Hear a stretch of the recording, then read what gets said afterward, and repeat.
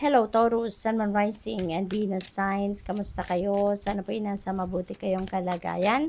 Welcome back po sa Star Tarot. Kung bago kayo rito, welcome din kayo. Thank you sa inyong support. I truly appreciate it. God bless you all. Taurus, paunang mensahe ninyo. Five of Swords in reverse. Ayan. So this is good. This is good. Kasi kung meron man kayong conflict with someone, may hindi kayo pagkakaintindihan with another person, sa ngayon, magkakaayos na kayo. There is a chance of reconciliation. May chance dito na mag-usap kayo, pumasok kayo sa isang compromise para nang sa gayon masolve kung ano man ang hindi ninyo pagkakaintindihan, magkaayos kayo, no? Pag-usapan kung ano man ang hindi ninyo pinagkasunduan, hindi ba?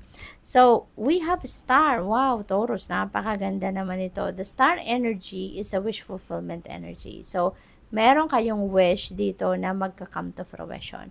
Meron kayong wish dito na matutupad na. Kaya napaka-exciting ng period na to sa buhay ninyo, Taurus, no?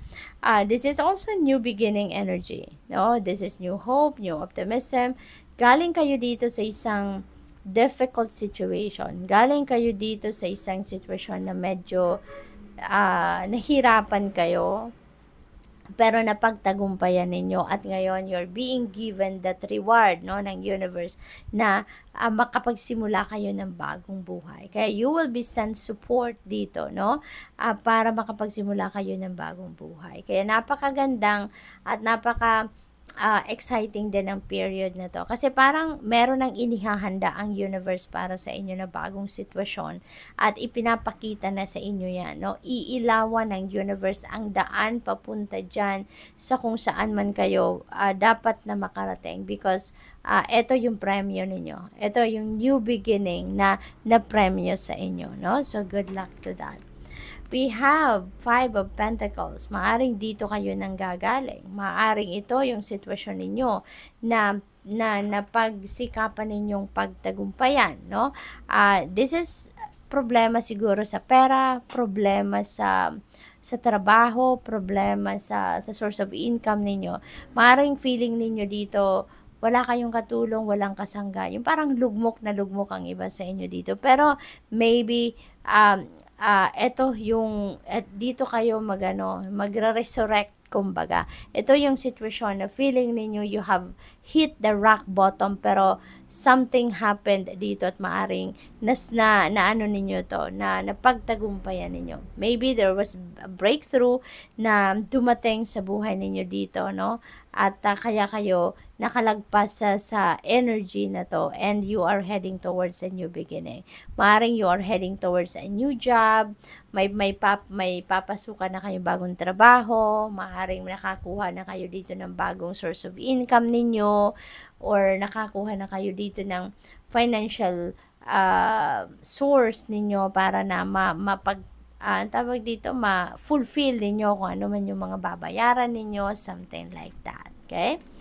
What else? We have a Hierophant energy. Ayan. So, maaaring meron yung mga taong ito siguro ang nakatulong sa inyo dito. Nagkaroon kayo ng pagkakataon na makakausap kayo ng siguro life coach, mentor, spiritual guide, spiritual person, mga spiritual teacher, mga ganon. Siguro meron kayong mga nakausap na ganyan na nakapag-advise sa inyo na kung ano ang mas maganda ninyong gawin.